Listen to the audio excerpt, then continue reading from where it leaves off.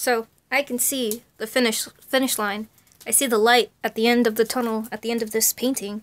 And I was considering between, I would say I am close to the halfway point on this.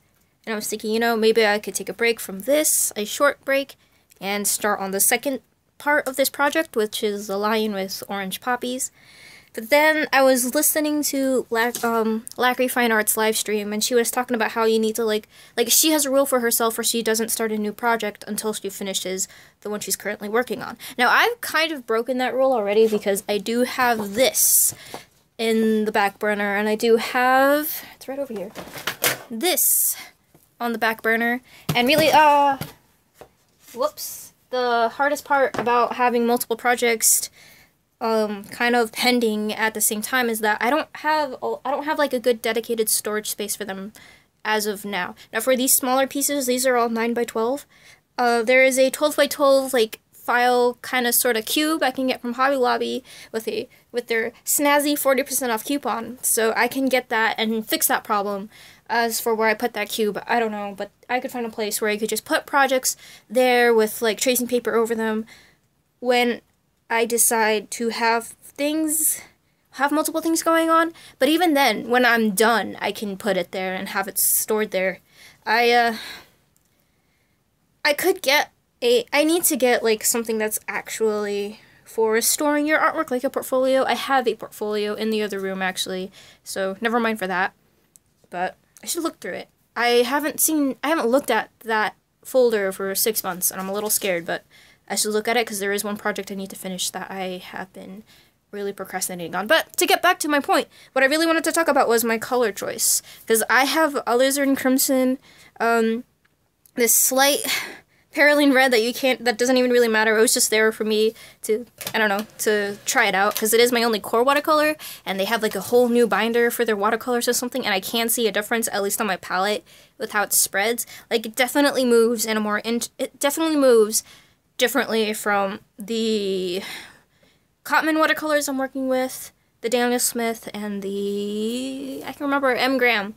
Those are the ones I'm working with right now, and then the single core, it definitely moves in a very different, very interesting fashion. So, I don't know if I want to get more. There was a sale at the art store for buy 2 tubes and get like a primary set, a little 5mm primary set, which I'm thinking about now I might do, because I'm supposed to get paid today, hopefully. I'm still dying.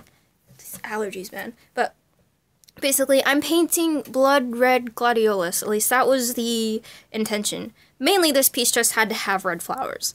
And normally, if I were going to go for Blood Red, I would have gone for the Bloodstone.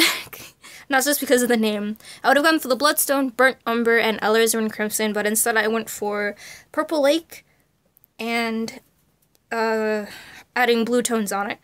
The blue tones kind of remind me of the heart, where you have like the red arteries and the blue veins. If I remember correctly, I took biology in my freshman year.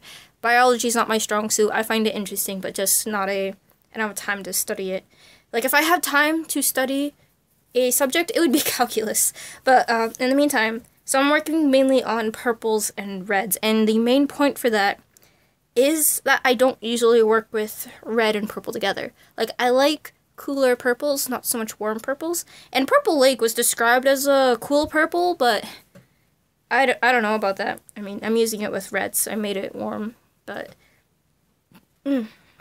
so this is the first serious watercolor piece I've done in a while, hence why I went way too heavy. I can't really bring myself lighter unless I brought in gouache, but I've decided to use gold ink instead for the, I want to say they're called stoma, I don't know, the sticky things, the ones that have the pollen on it, that the bees love. Those, I don't remember. But the blue tones that I really wanted to add just because I felt like it needed something is only going to be used on the main flower, and then I am going to have a fainter, just the Purple Lake and the Crimson on this middle flower, and then this is going to have like yellow over it, kind of just to push it to the background. Just push it back with the yellow background. And in hindsight, the background is really yellow, but on the other hand, I did want the focus to be on this. So if I had a red background, it would kind of, I feel like it would blend in too much. Although, and I was thinking, well, what do I do about like my next piece, which is going, where the main color is going to be orange? Well, the background there is going to be black. I found a really good reference photo to use on wildlifereferencephotos.com, and it kind of just lends itself to a black background or just a single color background, probably black, or maybe Payne's gray, because I am using orange and it would be a nice complement to the orange in the lion's fur and the flowers I'm using. So, hey, there you go. For someone who really likes colors and loves color theory, I'm not so good at it. I'm not good at paint. I like using color because I love ink. I'm really good at like ink. And that's another thing. I'm not good at representing light or my values with color, whereas I can do that with ink or graphite to an extent. So that's mainly what I wanted to get out for this art withdrawal.